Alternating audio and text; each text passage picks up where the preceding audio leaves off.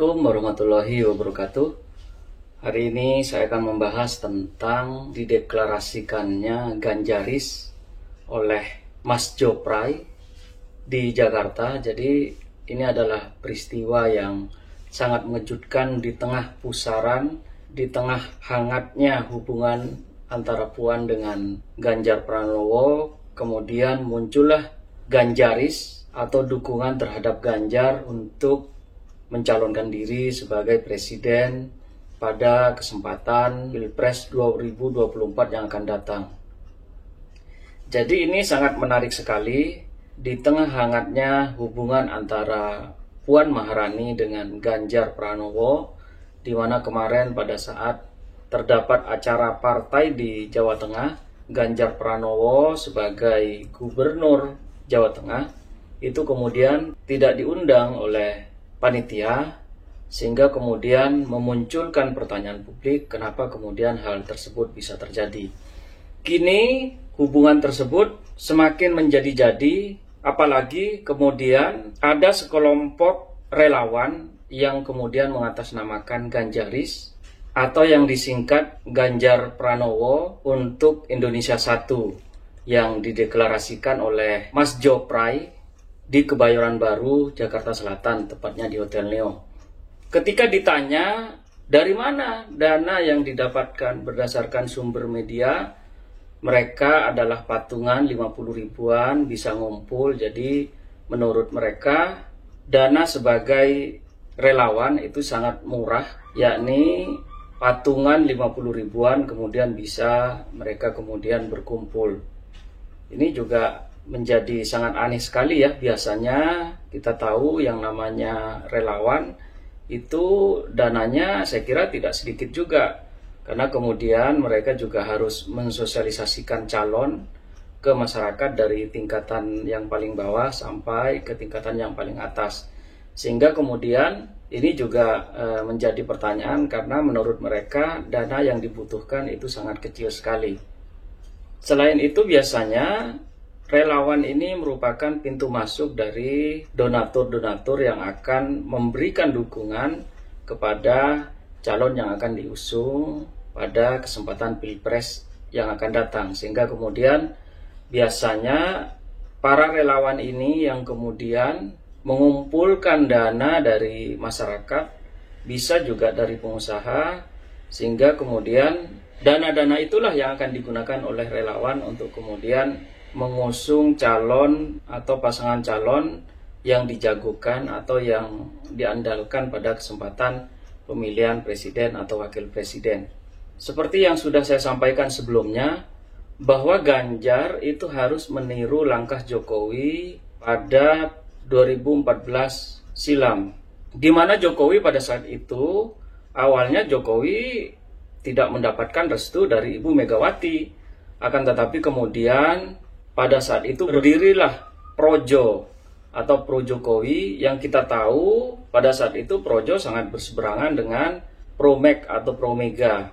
Akan tetapi kemudian oleh karena banyaknya desakan dari Projo, dan kita tahu banyak kemudian tokoh partai itu lebih memilih Jokowi daripada Mega, sehingga pada akhirnya Mega harus merelakan atau memberikan kesempatan kepada Jokowi untuk mencalonkan diri sebagai calon presiden dan wakil presiden pada tahun 2014 yang lalu. Jadi saya kira ini Ganjar bisa jadi ia sedang meniru atau kemudian mempraktekkan kembali apa yang sudah dihasilkan oleh Jokowi pada saat itu, yakni dengan mendirikan Projo. Kita tahu hari ini sudah berdiri, sudah ada relawan Ganjaris, meskipun mereka mengaku bahwa Ganjaris ini tidak dibentuk oleh Ganjar dan pendanaannya adalah patungan, tidak dari siapapun. Meskipun saya yakin, saya menduga bahwa ini pasti ada komunikasi antara Ganjar dengan relawan tersebut. Sehingga kemudian ini tentu menjadi ancaman tersendiri bagi Puan, yang kemudian saya kira juga mengharapkan dukungan dari PDIP untuk kemudian mencalonkan diri sebagai presiden atau wakil presiden pada kesempatan pemilu 2024 mendatang.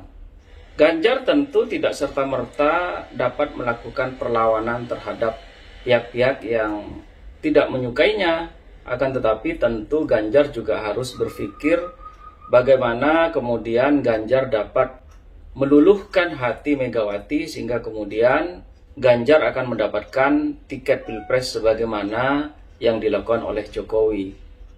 Selain itu, dengan berdirinya relawan yang bernama Ganjaris ini, maka tentu pertarungan semakin menarik dan tentunya perkembangan politik di internal atau di tubuh PDIP itu akan semakin penuh persaingan ketat, karena saya kira tidak hanya Ganjar, akan tetapi juga banyak tokoh-tokoh lain di internal PDIP yang juga berkesempatan yang sama untuk kemudian mendapatkan restu dari PDIP dan Ibu Megawati sehingga kemudian ia dapat dipercaya sebagai calon presiden dan wakil presiden pada kesempatan pemilu 2024 mendatang.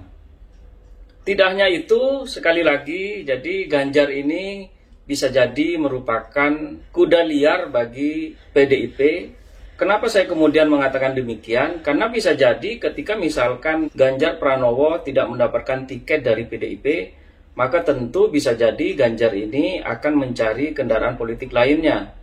Misalnya menggalang kekuatan parpol lainnya untuk kemudian dapat mengajukan diri sebagai calon presiden dan wakil presiden pada kesempatan 2024 mendatang. Tentu benar juga dan tepat juga apa yang dilakukan oleh Puan Maharani. Karena saya kira Puan justru akan terganjal dengan adanya serangan-serangan, apalagi sudah jelas-jelas sekarang sudah terbentuk Ganjaris yang tentunya akan memperjuangkan apa yang menjadi harapan mereka. Tentunya Ganjar akan dapat mencalonkan diri sebagai calon presiden pada kesempatan 2024 mendatang. Untuk itu saya kira ini pertarungan akan semakin menarik, yakni antara Ganjar dengan Puan, karena ini pertarungan sifatnya bersifat internal, maka saya kira ini sangat menarik sekali. Siapakah kemudian yang akan direstui Ibu Megawati dan PDIP untuk kemudian dicalonkan sebagai calon presiden pada kesempatan 2024 mendatang.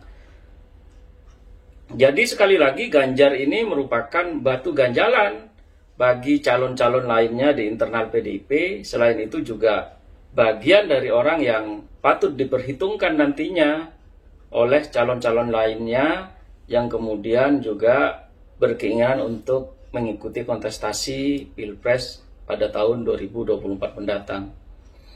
Karena saya kira kalau kemudian presidensial threshold kita itu masih tetap tidak dirubah, artinya presidensial threshold masih seperti yang lalu, maka kemudian memungkinkan sedikitnya pasangan calon yang kemudian akan berlaga pada kesempatan 2024 mendatang. Kalaulah kemudian aturan tentang PT tersebut dirubah, maka tentu akan semakin menarik, karena tentu banyaknya calon-calon yang potensial kemudian untuk mencalonkan diri melalui partai-partai yang ada atau melalui partai-partai yang mengikuti kontestasi pada kesempatan pemilu 2024. Untuk itu sekali lagi ini pertarungan semakin terbuka antara Ganjar dengan Puan. Siapakah yang akan mendapatkan tiket menuju Pilpres 2024 mendatang? Tentunya ini sangat semakin menarik sekali.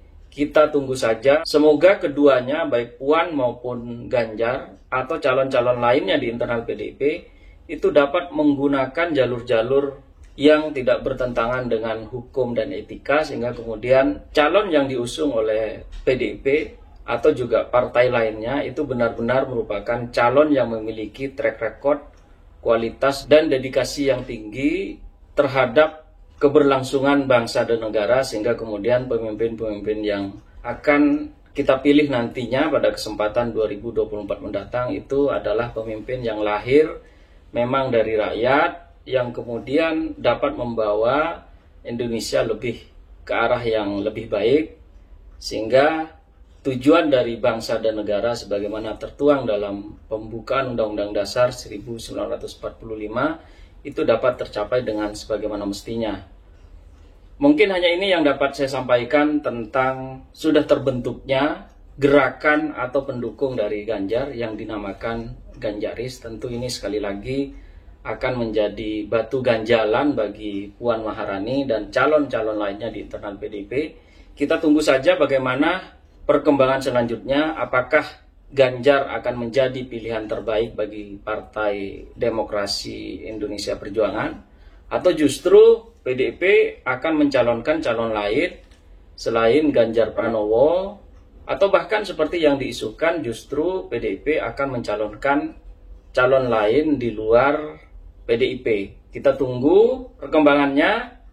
Saya kira sekian, saya ucapkan terima kasih. Assalamualaikum warahmatullahi wabarakatuh.